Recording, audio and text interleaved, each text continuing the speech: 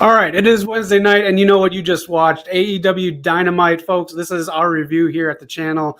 Make sure to hit like and subscribe, help us grow, and we got a lot of stuff coming in the next, days, weeks, months, all the time. But let's talk about the show tonight. Leave comments. I want to know what you thought. If you're not watching this live, leave comments. I'll check it out and comment throughout the whole week. So let's get into it from the beginning here as Dynamite just ended. The Owen Hart tournament kicked off. Jeff Hardy and Bobby Fish. Jeff took the victory on that one.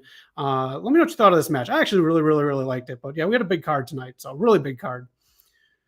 But yeah, happy Star Wars Day too, by the way. Jeff Hardy advances. The Young Bucks come out and, they're going to tease that match, of course. We got to get to those matches as soon as we can with the Hardys because, they are on a timetable. Age is more than just a number. All right, after that, we get a snippet of that William Regal promo that he did online leading up to tonight. And we had the Butcher Blade and Angelico versus the Blackpool Combat Club.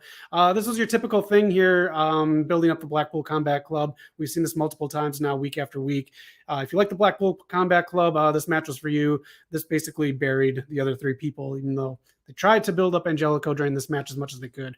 But I think that was just because his tag team partner is now no longer All Elite.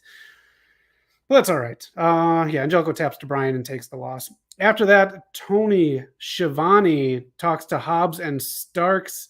And who comes out? Luchasaurus, Christian, Jungle Boy. Jungle Boy kind of okays the tag match for the championship belts, but then he asks for the FTW championship. I don't know why, but we will get that. And after that, we get a commercial break, and we come to, well, not that yet. We come to Swerve and Keith Lee. They still want to do their unfinished business with Team Taz. And Keith Lee says, Swerve in our glory. Keith Lee, we got to workshop some stuff before we say it on TV. All right. We want to know who Wardlow's mystery opponent is. Who did MJF get? He was everyone that we all expected with the tease from last week. It was William Morrissey. This was a very long big man match, in my opinion. It got very boring, but it was good stuff, boring stuff in the middle, and then ended on some good stuff. They got a we want Enzo chant counteracted with a no, we don't. Morrissey reacted to that. Moonsault by, very sloppy moonsault by Wardlow to kind of end this match. Morrissey waiting, looking at him, and then Wardlow does the moonsault. He doesn't land on his feet, but Tony Schiavone wants to let us know he landed on his feet. Wow, thanks, Tony. That's not what happened. But anyways, W. Morrissey takes the loss, 7 foot tall. You can't teach height. But next week, we're getting the contract signing. We're moving ahead with this storyline. So let me know your comments if you're excited for MJF and Wardlow finally going to blows. And we're getting done with this Goldberg security nonsense. But yeah, contract signing next week. Here's a low point because we've done it, like this is the 4th time we've done this between Dynamite and Rampage with these 4 women talking backstage, nothing happening in the ring or anything like that. Very skippable, very skippable. But I'm excited for that match on Rampage on Friday. All right, Hangman Adam Page comes out. Let me know in the comments, did he just turn heel during this promo? Did he? I don't know. No, CM Punk was there. He's busy with the Mayans MC, if you caught that last night. But he said there's not going to be a masturbatory Bret Hart tribute match. He was slamming a fan with a Punk shirt on. This might have been a heel turn. This might have just been more of like a Stone Cold Steve Austin character. But let me know what you thought of Hangman's interview in the ring, hyping up the Double or Nothing match with CM Punk. I'm not looking forward to CM Punk's match next week, by the way, anyways. Then we had Jay Lethal, Dutt, and Singh. It was what it was. You either like these guys or you don't. Jay Lethal, I think, is getting stuck in a storyline just to move along. Tony Khan's ROH. But leave me a comment. Let me know what you think of it. All right. Santana versus the Wizard, Chris Jericho. He's the Wizard now. If you have the background with Jericho and his wife, I wouldn't call myself the Wizard, but what do I know? Jericho takes this. He uses the Judas effect. I actually really like this match. A lot of good shine for Santana. Big fan of Santana and Ortiz, so I was a big fan of it. So Prime Time in the chats. How you doing, buddy? They're giving him some edge because he's facing CM Punk. Yeah, I guess you're right. Maybe that is what it is. Punk is a bigger face. Got to have someone, but I like the two faces. Let's get WrestleMania 6-ish, huh? All right, in the back, you had it, Joe referring to Jay Lethal. And then you had one of the stupidest segments of the week. And I say this with absolute disgust because I do watch Monday Night Raw. This is worse than anything on Monday Night Raw this week. The Gun Club give the Acclaimed scissors, and they do them stupid. Santana bulked up. Yeah, man, it looks as big as me. I don't know, baby, but I appreciate prime time. All right, let's get to this shit. This was a messy segment. This is from Dark, so I don't know if you can zoom in or not, but I'll try to zoom in for you here. Julia Hart, you can notice a little bit of the eye makeup, so they did do some of this for this week's Dark, leading up to how it was looking like Malachi tonight. Varsity Blondes, Pillman Jr. comes out, and we had the John Harbaugh show tonight. I'm not a big fan of when grown men call the grown men coach, but hey, it is what it is. Yeah, he does a promo, and then we get Varsity Blondes versus House of Black. JR said it best. This is very uncomfortable to watch. They were teasing Julia Hart turning. They should have pulled the trigger. Did you hear the crowd? Did you hear the excitement? I was excited. I wanted to hear it. I thought the trigger should have been pulled. It was kind of awkward to watch, but that's what it was. Julia Hart did not turn. Death Triangle came out, and it ended that feud. Not the feud, but ended that segment for the night. I thought this was actually pretty bad. They missed out, and they are WWEing themselves with how they handled it tonight. Should have been done a little bit better. In the back, Jade and the baddies were out there just a little bit. I like it. And I'm going to comment on that at the end here, what I thought about all these promos throughout the night. Yeah, they should just pull the trigger tonight. It was right there. The crowd was loving it. It was hot. Would have been a nice clip for their YouTube library for their weekly highlights. All right. But yeah, Jade and the baddies. Okay.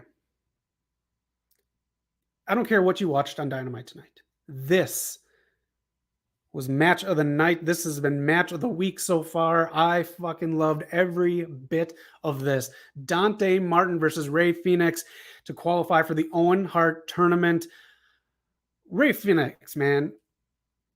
I don't know, man. It's so good. I know I absolutely loves him here at the channel, but man, Dante Martin, I don't know if he's really mourning his brother's injury anymore because holy shit, this was a match. I love this match. You got all the chance. This is awesome. Fight forever. Please watch this match, and please AEW buy out commercial time when you have matches like this, because picture in picture during this shouldn't happen, because this is a pay-per-view level match. And it's just quality all over. A+ for this match. I absolutely loved it. Primetime loved it too. They stole the show. Wow, he says. Where's Anna Jay? I don't know. Dark, probably. I don't know. But man, this is just so good. They have the brackets up now. You can find it online. If you look in the bottom, Joe is facing a Joker. It's a random person. Let me know in the comments who you think that could be. It can't be anyone too big or new, because you can't just job out Joe like that, because he's still new and he's fucking awesome. Sorry, he's on my Mount Rushmore. Love Samoa Joe. But yeah, the brackets are up, and we're kicking it off next week with some more matches. I actually think it's going to be Singh from Jay Lethal's group. I think that's what they're setting up. But yeah, Sting and Darby are talking about next week when it's Darby versus Jeff Hardy. Let me know if you're excited for that. And then we had Thunder Rosa come out and do a promo. Thank you for finally doing this. So you got both champions treated equally tonight. That's what we need. We're talking about, you can check out last week's episode. 2 weeks in a row, we talked about equality and representing women better in AEW. So they're getting there. Still not quite there yet. But Deeb and Thunder Rosa, it is set. Double or nothing. Get ready for it. I cannot wait. They're talking about who is the better wrestler, who is the technician in AEW. This is one of those matches that you want to see. Samoa Joe versus Jeff Cobb. Ooh, that's someone they could bring in. I don't know if they'll do it for a first round tournament match, but that's a good call. After this was another low spot of the night. I hate this guy so much. John Silver, Johnny Hungry. I hope he's starved to death. This promo is one of two reasons why I absolutely fucking hate this guy. He's terrible on the mic. Yes, he can wrestle in the ring, but so can anyone who's hired by AEW. And also, let's just keep stealing Chris Farley bits. Fuck off, John Silver. But then we get to the match. The main event. Women main eventing. And, they talked about that in the Ruby Soho and Tony Storm with Hayter and Britt Baker, DMD. They're going to open Rampage, they said, and I wouldn't brag about this on TV. This is the first ever match that's going to open for AEW. Again, just a little bit better representation in AEW, but we have a main event with two women unifying the ROH championship. I don't know exactly what I thought of this match. Both women can wrestle very, very well. This match didn't represent them as much as I thought it should have for a championship main event match. But let me know in the comments what you thought. Is it time to bring in women's tag belts since everyone else has them? I don't think the women are ready for them yet unless you start pushing them on Dark. That's where a lot of the women wrestle. But yeah. Stu Grayson, is that the one that's gone? I think it's very odd. Angelico's partner's gone, and so is, who's the bad boy? Joey Janela, Marco Stunt. Some of these AEW originals, I think we're going to start seeing let their contracts expire because Tony Khan has new toys to play with.